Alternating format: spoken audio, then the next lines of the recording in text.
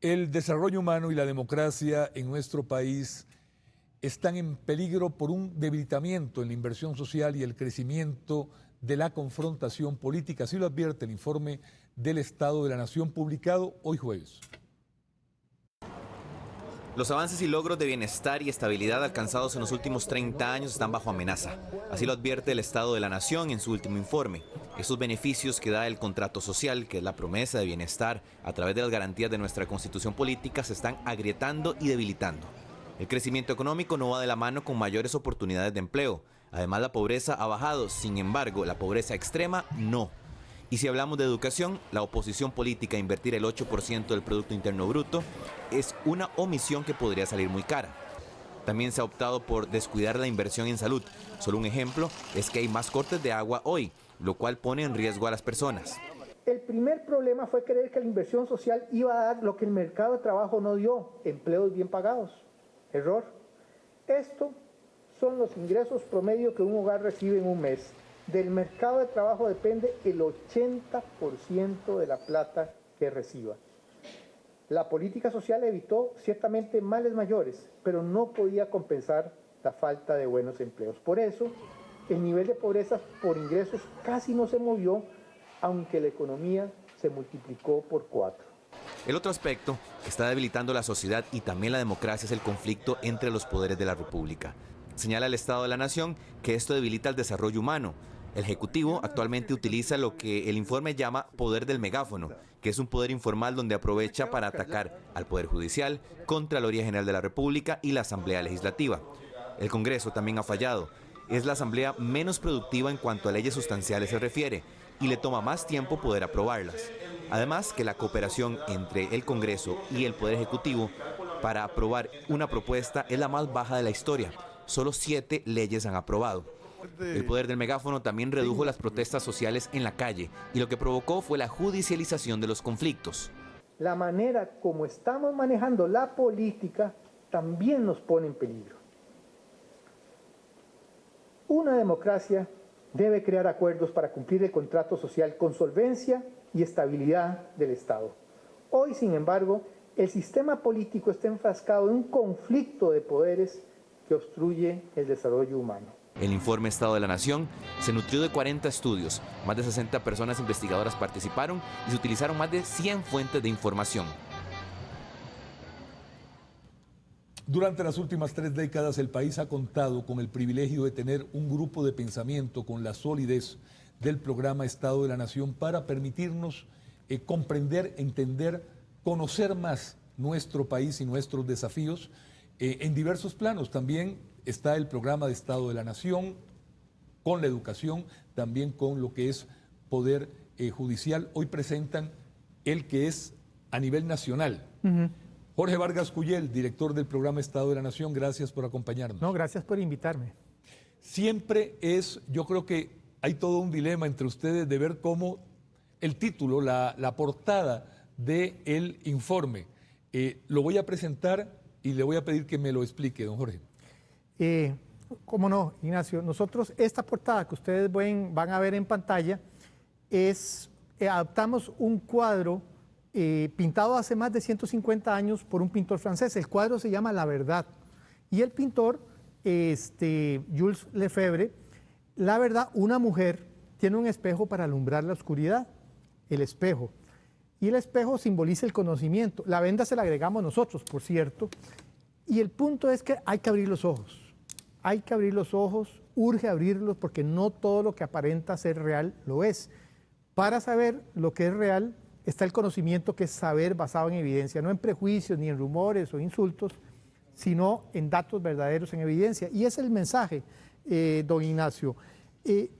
Queríamos una portada que no reflejara el rifirrafe de todos los días que alguien me dijo, sino decir cuál es la misión básica del Estado de la Nación, que es dar información oportuna y veraz a la ciudadanía para que la ciudadanía participe en los asuntos públicos. Discúlpeme que no le diga a don Jorge, pero nos conocemos hace 40 años. Sí, y quíteme el don también. Quítame el don, Jorge. Okay. Dentro de los datos más importantes está, ustedes señalan que hay un peligro, un peligro de desestabilizar los logros en desarrollo humano y en democracia. Sí, eso es un punto que después de un análisis de 30 años, porque este informe tiene la particularidad que estamos cumpliendo 30 años, Así es. e hicimos una valoración de la época, ¿dónde estamos?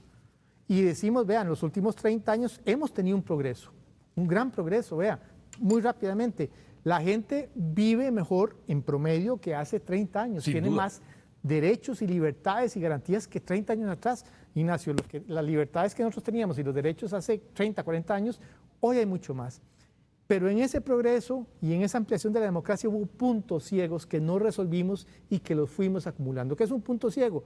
Los problemas que uno no anticipa, que de pronto le estallan en la cara y hace que lo que usted quería hacer no lo pueda hacer tan bien. ¿Qué? Crecimos sin trabajo. Invertimos más en lo social, pero se nos olvidó que de dónde sacábamos la plata y creamos una crisis fiscal. Hicimos más conservación, pero no manejamos bien el territorio fuera de las áreas protegidas. Ampliamos la democracia con más derechos, pero los partidos colapsaron y no mejoramos las instituciones. Y eso nos dejó hoy, nos agarra en una situación en donde hemos, digamos, una casa en donde se le acumularon las goteras, las cosas están medio podridas por el comején, y en esa situación surgen nuevos desafíos. Por ejemplo, que estamos creciendo, Ignacio, crecemos con estabilización fiscal a costa de agrietar el contrato social. De repente la promesa, ese contrato que es la promesa de bienestar que está en la Constitución política, no se está cumpliendo. Y no se cumple, sea por omisión, burocracia o las instituciones tienen otras prioridades, o por oposición. Empieza a decirse, a mí no me parece y no lo cumplo. Entonces analizamos mucho eso porque ese crecimiento con estabilización fiscal a costa del contrato social es el primer factor que configura esa peligrosa situación.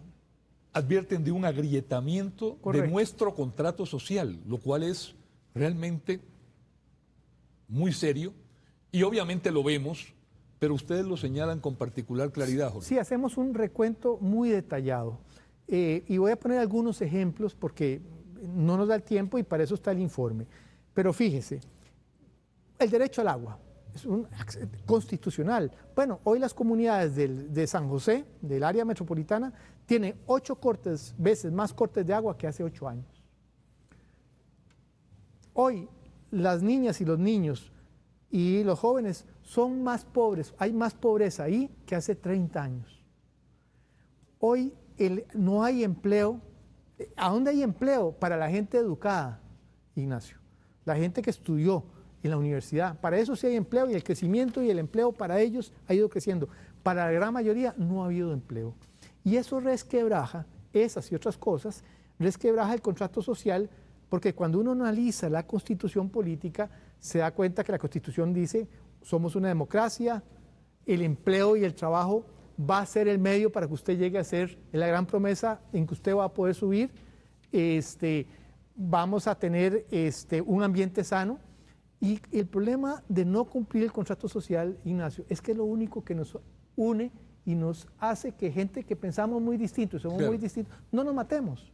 Y si empecemos a irrespetar esas reglas, sea porque no me importa o sea porque a mí no me parece o hago resistencias, es como empezar a atacar los fundamentos de la casa común. Y estamos en esa situación. Cuando uno dice, estabilizamos la economía y no me importa si no hay plata para educación, ¿a mí qué? Advierten también de la gravísima amenaza que significa para el país y para todos la violencia prácticamente que no puede detenerse, que hemos visto en los últimos 2 años, que reporta un asesinato cada 10 horas. Sí, Ignacio, este año dedicamos todos los capítulos regulares del informe, tratan ese tema y además agregamos un capítulo especial sobre el tema, pero no es cualquier violencia, la violencia del crimen organizado. Ahí enfocamos y contamos con el apoyo de muchas instituciones para hacerlo y ahí nos damos cuenta que ha habido un cambio cualitativo. Ve, Ignacio, en 2010 solo 1 de 20 asesinatos eran provocadas por el crimen organizado. Hoy son 70 de cada 100. O sea, esto es la fuerza que está detrás de esta violencia homicida. Y cuando hablamos de crimen organizado, nosotros estamos hablando de narcotráfico, es por supuesto el narcotráfico, es también el tráfico de armas, de personas, contrabandos. Y ese enemigo, Ignacio, es muy distinto al de las maras, que desde el punto de vista eran fenómenos bastante locales. No, el crimen, el actor principal del crimen organizado que estamos enfrentando hoy es un actor transnacional muy poderoso, ¿verdad? Entonces eso no se arregla con meter gente a la cárcel. Claro. ¿Por qué? Porque Costa Rica hoy en día es puente, es bodega, es área de legitimación de capitales y se nos ha metido en la médula. Entonces nosotros ahí sí enfocamos, tuvimos apoyo de ministerios, de OIJ, de distintas instituciones que dieron bases de datos que no se tienen y además fuimos a consultar a las comunidades. ¿Qué están haciendo? ¿Qué podemos hacer? Repasamos todo lo que el Estado costarricense ha hecho y salieron recomendaciones, Ignacio. También advierten de los graves peligros que provoca la austeridad fiscal con la inversión social.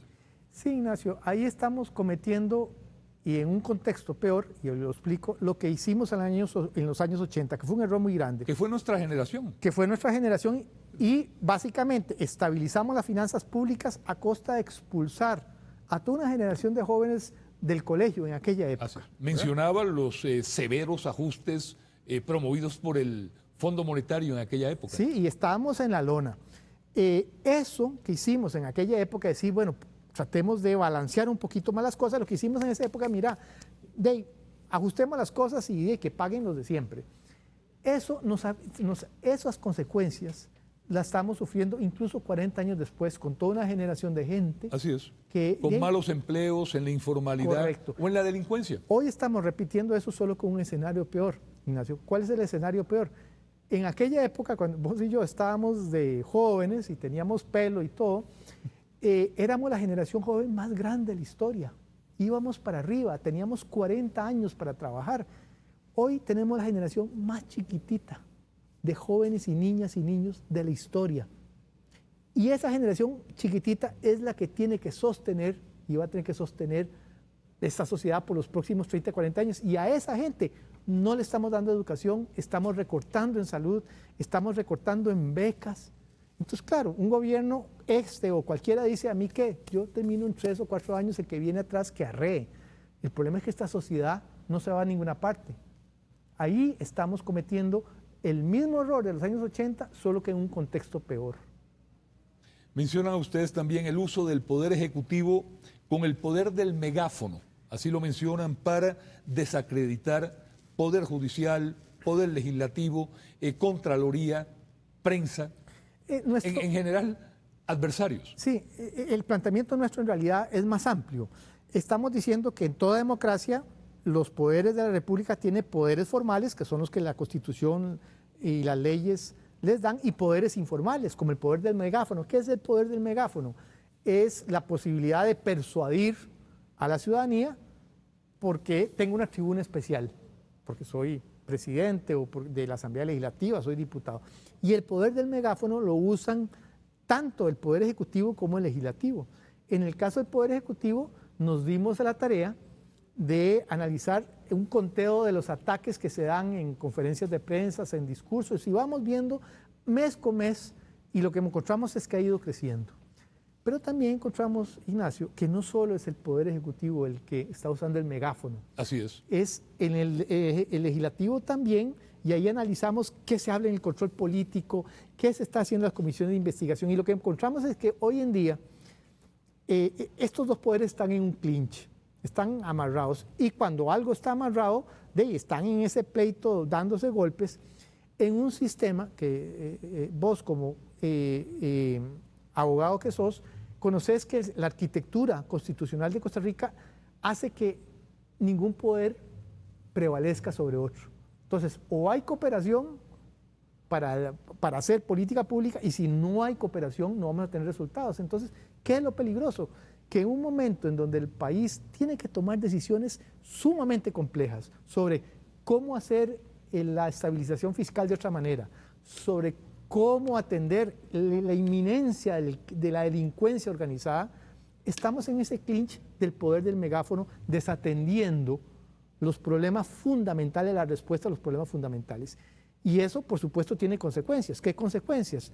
un tremendo descrédito de las instituciones, tremendo descrédito de los partidos, gente que empieza a cuestionar incluso las elecciones y de pronto uno dice, caramba, ojo, cuidado en estar tratando de estar concentrado solo en qué te grito yo y qué te grito yo, cuando los problemas fundamentales no los estábamos atendiendo. Y el Estado de la Nación ahí hace una cosa muy pormenorizado para que esos poderes de la República se vean retratados, para que después no digan yo no fui.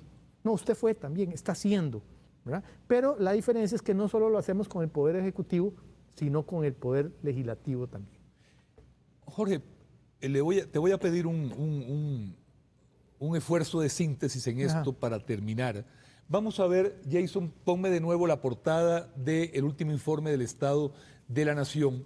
Esta mujer del cuadro de Jules Lefebvre, con la luz que es el conocimiento, si tuvieras que resumir cuáles son las tres cosas que en la Costa Rica de hoy, del 2024, esa luz del conocimiento más debe iluminar y más debemos atender, y que están incluidos en el estudio del informe, ¿qué serían? Yo diría, primero, usar el conocimiento para resolver un punto ciego que no hemos resuelto hace 30 años. ¿Cómo conciliar crecimiento económico con empleo?